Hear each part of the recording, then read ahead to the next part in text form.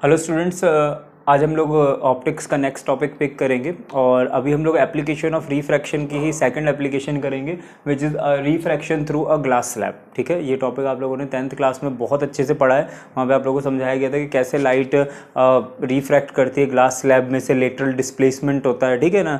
इस क्लास में हम लोग इससे रिलेटेड दो छोटे छोटे आर्टिकल्स करेंगे। पहले आर्टिकल में ये हम लोग देखेंगे कि लाइट जब रिफ्रैक्ट होती है तो इमर्जेंट रे यानी कि जो रिफ्रैक्शन के बाद जो रे बाहर निकलती है एंड इंसिडेंट रे पैरेलल होती हैं। इसका एक छोटा सा प्रूफ देंगे। एंड सेकंड हम लोग एक रिलेशन फाइंड आउट करेंगे इस ग्लास स्लैब की विड्थ और रे के शिफ्ट होने में, मतलब कितनी विड्थ होगी तो कितनी रे शिफ्ट होगी, वो एक आर्टिकल है छोटा सा, वो हम लोग करेंगे। ठीक है, तो स्टार्ट करते हैं फटाफट। Refraction through glass slab. अब ये डायग्राम आप सभी लोगों को आता होगा बहुत अच्छे से, तो यहाँ पे फटाफट डायग्राम ड्रॉ करते हैं। सबसे पहले ये हमारी इंसिडेंट रे है। ठीक है, इंसिडेंट रे इधर आएगी। ठीक है, हम मान लेते हैं ये वाला जो मीडियम है ये है μ1। ठीक है, और ये रेयर मीडियम है।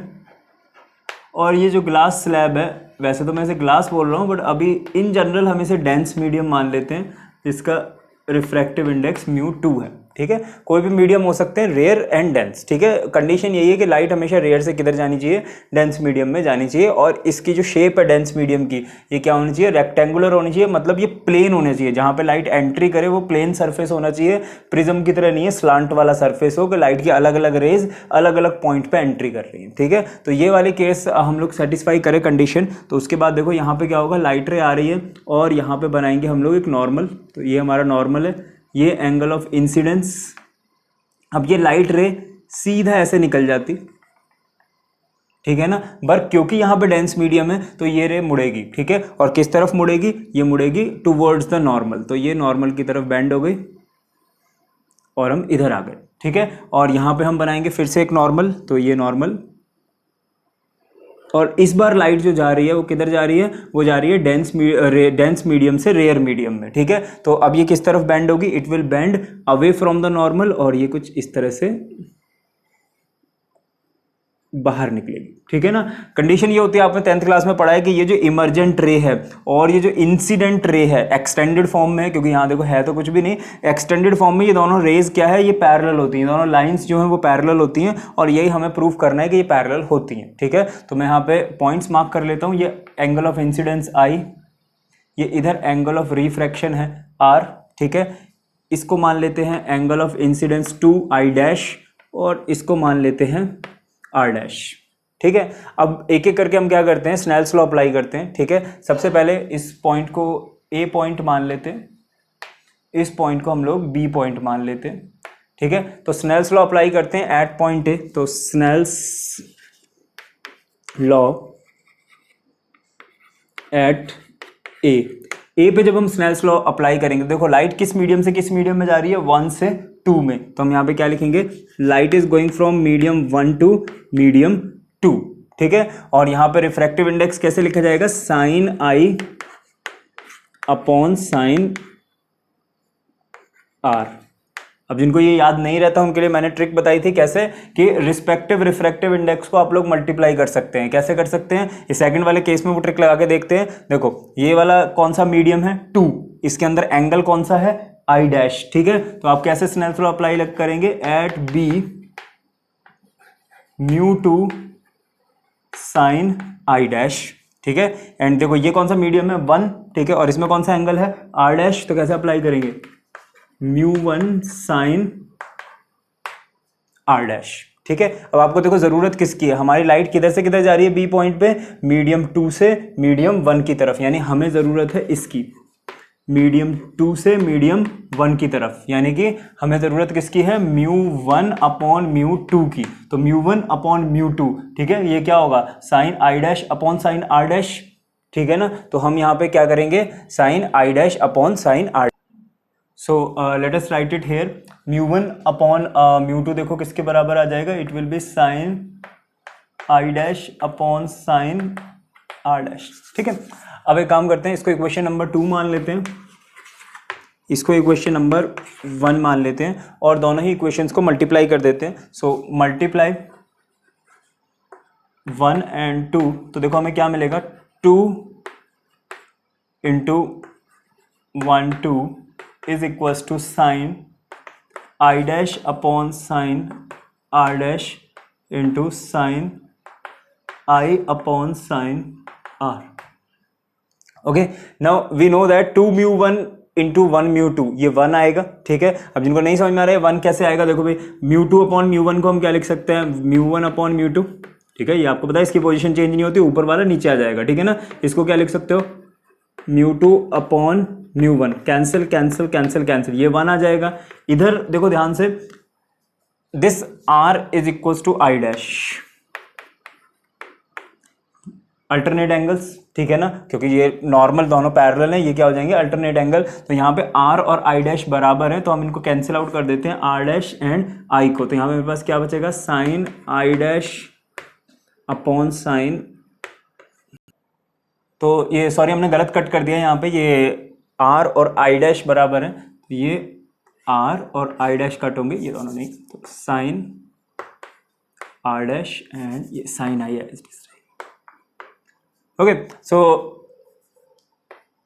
अब देखो ये 1 के बराबर आ जाएगा, ठीक है। तो यहाँ पे हम क्या लिखेंगे, 1 is equal to sine I upon sine are dash, तो यहाँ पे क्या आ जाएगा, sine are dash is equal to sine I, that means R dash is equal to I, ठीक है। अब आर डैश अगर आई के बराबर है, व्हाट डज दैट मीन, कि जो आई है ये वाला, ये किसके बराबर है, आर डैश के बराबर। अब देखो ये हैं कौन से एंगल्स, ठीक है। ये अगर हम ध्यान से देखें तो ये 2 लाइंस हैं, ठीक है, this line and this line, और इनके बीच में ये एंगल्स इक्वल हैं, तो लाइंस पैरेलल होंगी। हम लोगों ने 9th क्लास में पढ़ा था, corresponding angles are equal then lines are parallel, so basically these 2 lines will be parallel. तो यहाँ से हम लोगों ने ये बात प्रूव कर दी कि ग्लास स्लैब में से जब भी लाइट निकलेगी, ठीक है, तो वो लाइट हमेशा इंसिडेंट रे की क्या होगी, पैरेलल होगी, किसी एंगल पर नहीं होगी, ठीक है ना। तो this is your article for that proof. So let us do the next article. और इस आर्टिकल में देखो हम लोगों को क्या करना है, हमें एक रिलेशन निकालना है यहाँ पर लेटरल डिस्प्लेसमेंट और ये जो हमारी स्लैब है इसकी विड्थ है टी, उसके बीच में, ठीक है। तो सबसे पहले ना ये मैंने डायग्राम बना दिया रफ, इसको ना लेबल करके फेयर कर लेते हैं। सो सी दिस एंगल, ये है आपका एंगल ऑफ इंसिडेंस, ठीक है।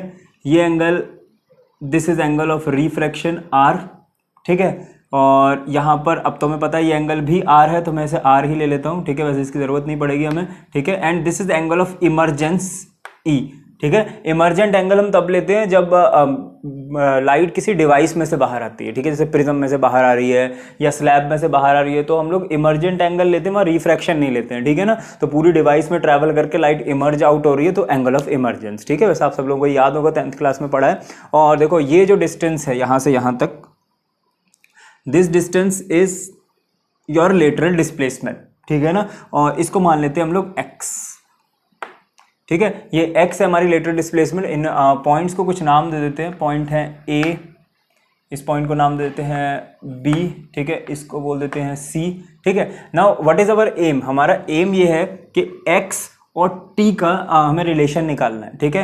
And the only thing we can do here is apply geometry, ठीक है। तो यहाँ पे हम लोग ज्योमेट्री अप्लाई करेंगे, एंड ज्योमेट्री के लिए हमें ज़रूरत होती है ऑब्वियसली राइट एंगल ट्रायंगल्स की, क्योंकि हम यहाँ पे सिंपल ट्रिग्नोमेट्री अप्लाई करेंगे। तो फर्स्ट थिंग जो हमें दिखाई दे रही है यहाँ पर कि एक राइट एंगल ट्रायंगल तो ये बन रहा है, this is a 90 degree angle, ठीक है। ये राइट एंगल ट्रायंगल बन रहा है क्योंकि मैंने यहाँ पे शॉर्टेस्ट डिस्टेंस ड्रॉ किया है। शॉर्टेस्ट डिस्टेंस हमेशा 90 डिग्री पे होता है, ये एंगल 90 डिग्री होगा, ठीक है।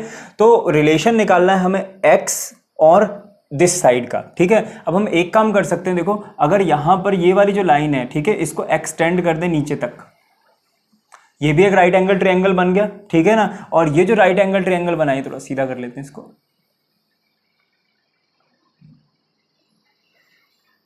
ठीक है। ये जो राइट एंगल ट्रायंगल बना है, ये साइड का डिस्टेंस भी t है। तो बेसिकली मेरे पास 2 राइट एंगल ट्रायंगल है, ठीक है ना, और मुझे इनकी साइड्स में डिस्टेंस निकालना है। तो देखो यहां पर एक कॉमन साइड है A एंड दिस B, इस पॉइंट को कुछ मान लेते हैं हम लोग D, ठीक है। इस AB का हम यूज करते हुए ना रिलेशन निकालेंगे, और बहुत ही इजी रिलेशन है। सबसे पहले देखो मेरे को CB यानी x मुझे पता है, ठीक है। अगर मुझसे कोई कहे AB फाइंड आउट करो, तो आप AB कैसे फाइंड आउट कर सकते हैं। सबसे पहले ना ये एंगल देखते हैं क्या होगा। देखो ये I है, तो ये पूरा एंगल I होगा, वर्टिकली अपोजिट एंगल्स, ठीक है। उसमें से R हमने बाहर कर दिया, तो ये कितना बचेगा, ये एंगल बचेगा I माइनस R, ठीक है, ये एंगल हमें पता चल गया, ठीक है। और राइट एंगल ट्रायंगल, अब तो बिल्कुल आसान काम है। देखो ये वाली जो साइड है सी बी, ठीक है, ये क्या होगी, परपेंडिकुलर एंगल के सामने वाली साइड है, और 90 डिग्री के सामने वाली साइड है ए बी, तो ये होगी हाइपोटेनियस, ठीक है। तो हम बोलेंगे यहाँ पे हम ट्रायंगल लेंगे, ट्रायंगल ए सी बी, और ट्रायंगल ए सी बी में हम निकालते हैं साइन आई माइनस आर। तो साइन आई माइनस आर आएगा परपेंडिकुलर, परपेंडिकुलर क्या है हमारे पास, बी सी, ठीक है, और हाइपोटेनियस क्या है, A B. What is B C, that is your x, और ए बी को ए बी रहने देते हैं बिकॉज सेकंड ट्रायंगल की कॉमन ब्रांच है, इसको उधर भी हम यूज करेंगे। तो ए बी की वैल्यू इधर से निकाल लेते हैं, ए बी की वैल्यू आ जाएगी, A B is equal to x upon sine I minus r, equation number 1, ठीक है। अब आ जाते हैं अपने दूसरे वाले ट्रायंगल में, triangle A D B. Triangle A D B के अंदर हम लोग कौन सी देखो साइड निकालें, एक तो मुझे ये पता है ये टी है, ठीक है। अब सबसे पहले देखो ये साइड क्या है, ये साइड है आपका बेस, ठीक है ना, क्योंकि एंगल के देखो ये एंगल आर आपको पता है, एंगल के साइड वाली साइड होती है बेस, तो ये बेस है, ठीक है ना। दूसरी ब्रांच कौन सी है, ये, और ये ऑब्वियसली हाइपोटेनियस है, एंड बेस एंड हाइपोटेनियस मिलकर बनाएंगे कॉस थीटा, तो यहां पे हम लोग निकालेंगे कॉस थीटा यानी कि कॉस आर, ठीक है ना। इस ट्रायंगल में देखो ये वाला एंगल है, ठीक है ना, ये वाला लेना है, तो कॉस आर, और कॉस आर क्या होगा, बेस अपॉन हाइपोटेनियस, तो हमारे पास बेस क्या है, टी, ठीक है, और हाइपोटेनियस क्या है, ए बी। वैल्यू पुट कर देते हैं यहां पर, तो क्या आएगा देखिए, cos R is equals to T upon A B. What is A B, X upon sine I minus R, तो एक्स अपॉन साइन आई माइनस आर, और यहां से हम बोल सकते हैं X is equals to T sine I minus R upon cos R, and this is your required result. ये आपका क्या है, रिक्वायर्ड रिजल्ट है, ठीक है। अब देखो नेक्स्ट हमें क्या करना है, इसी रिजल्ट को मैनिपुलेट करना है। मैनिपुलेट कैसे करना है कि अभी इसके अंदर वेरिएबल्स बहुत ज़्यादा हैं, बहुत ज़्यादा, कैसे आर भी है, आई भी है, तो मैं यहाँ पे कोशिश करूँगा कि आर को इस इक्वेशन में से एलिमिनेट कर दें, आर को इसमें से हटा दें, और ऐसी चीज़ें रखें जो हमें पहले से पता होती हैं, ताकि हम लोग ये जो शिफ्ट है इसको कंट्रोल कर पाएँ। देखो इस फॉर्मूले से आप एक्स को कंट्रोल कर सकते हो, अगर आपने यहाँ पे देखो टी को बढ़ा दिया तो शायद एक्स भी बढ़ जाएगा, है ना। तो हम इस फॉर्मूले को इस तरह से क्रिएट करना चाहते हैं कि इसके अंदर सारी ऐसी टर्म्स आ जाए जिनको हम खुद कंट्रोल कर सकते हैं, जैसे कि एंगल ऑफ इंसिडेंस, आपकी मर्जी है, लाइट जिस मर्जी एंगल पे आप प्रोजेक्ट करें, ठीक है। रिफ्रैक्टिव इंडेक्स, स्लैब कौन सी लेनी है ये भी आप अपने मन से ले सकते हो, ठीक है ना। ज़्यादा डेंस स्लैब लोगे तो शायद ज़्यादा ये है ना बढ़ जाए लेटरल डिस्प्लेसमेंट, और कम लोगे तो कम हो जाएगा, है ना। तो यहाँ पर हम ऐसी चीज़ें इंट्रोड्यूस करेंगे जिनको कंट्रोल किया जा सकता है, ठीक है। तो let us introduce those things, और वो कैसे करेंगे, इस फॉर्मूले को सॉल्व करते हैं थोड़ा सा, तो ठीक है। यहां पर देखिए x is equals to T upon cos r, इस पे साइन a माइनस बी का फॉर्मूला लगा देते हैं, तो क्या आएगा, sine a cos b minus cos a sine b, ठीक है।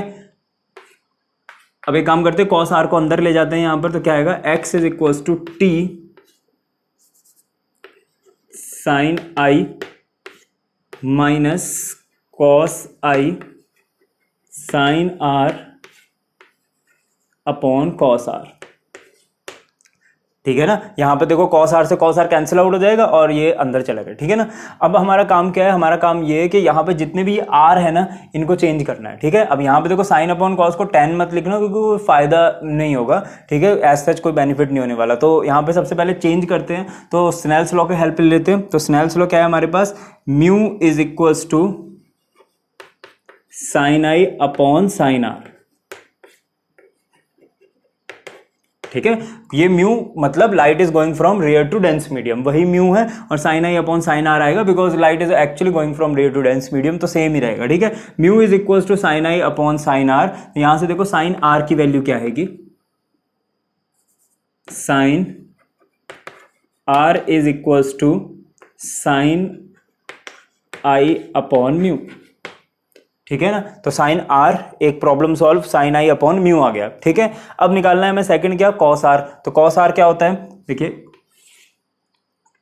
cos r will be equal to 1 minus sin square r under root cos theta is equal to 1 minus sine square theta under root, सभी ने पढ़ा है ना, cos square theta plus sine square theta is equal to 1, वो formula use कर लिया हम लोगों ने यहाँ पर। तो यहाँ पे ये क्या आ जाएगा, cos r is equal to 1 minus sine square r, sine square r की जगह हम क्या लिख सकते हैं, sine square i upon mu square, ठीक है, अंडर रूट, ठीक है। और इसको अगर थोड़ा सा सॉल्व कर लें तो यहाँ पे देखो क्या आ जाएगा, mu square minus sine square i upon mu square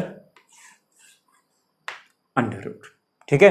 तो हमारा जो बेसिक टारगेट था वो फिनिश हो गया, यानी कि हमें साइन r की वैल्यू भी पता चल गई, साइन कॉस r की वैल्यू भी पता चल गई। वैल्यू क्या पता चल गई, मतलब अब यहाँ पे सब कुछ i की फॉर्म में है, यानी एक ही एंगल है i जो कि अननोन है, चाहे उसका साइन है या कॉस है, पर i ही i है, ठीक है ना। तो अब यहाँ पे थोड़ा सा स्पेस कम है, यहाँ तक नोट करो एंड देन हम इसको इस फॉर्मूले में पुट करेंगे।